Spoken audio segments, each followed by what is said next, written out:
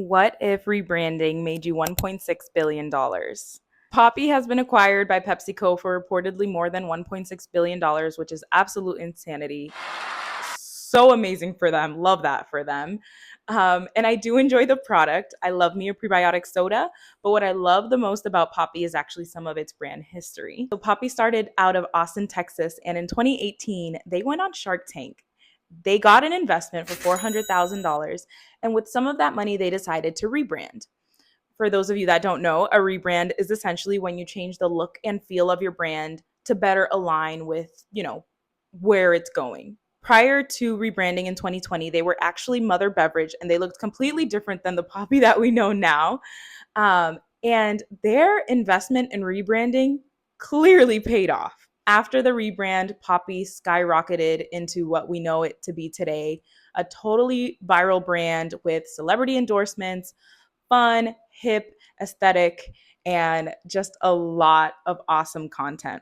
As a brand strategist, after hearing this news and knowing some of the brand history, it made me think, how does a brand owner know when it's time to rebrand? Branding is a huge investment and it can really make or break your brand.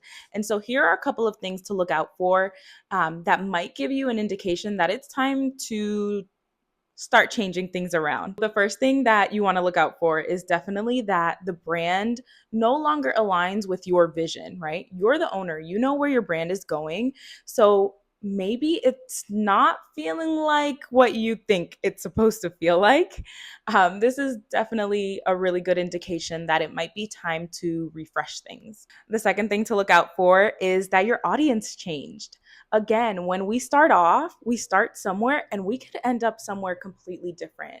You might have thought that your target audience was girls in their 20s that are single and living in New York, but it turns out that your target audience is actually moms. How do you find out if your audience actually likes your branding or not? You ask them, show up on social, get some face to face time with some of your customers. That feedback will go a really, really, really long way. So, the third and last thing I think you should look out for is that your branding feels outdated. I know it happens. Our markets change so fast. And especially if you're in a market like the beauty industry or wellness, fashion, things change so fast. So you really kind of want to stay in the know of what is working and what is not working. There is no harm in rebranding. There is no harm in saying, my fonts, my logos, the tone that we're using with our audience is not resonating and we need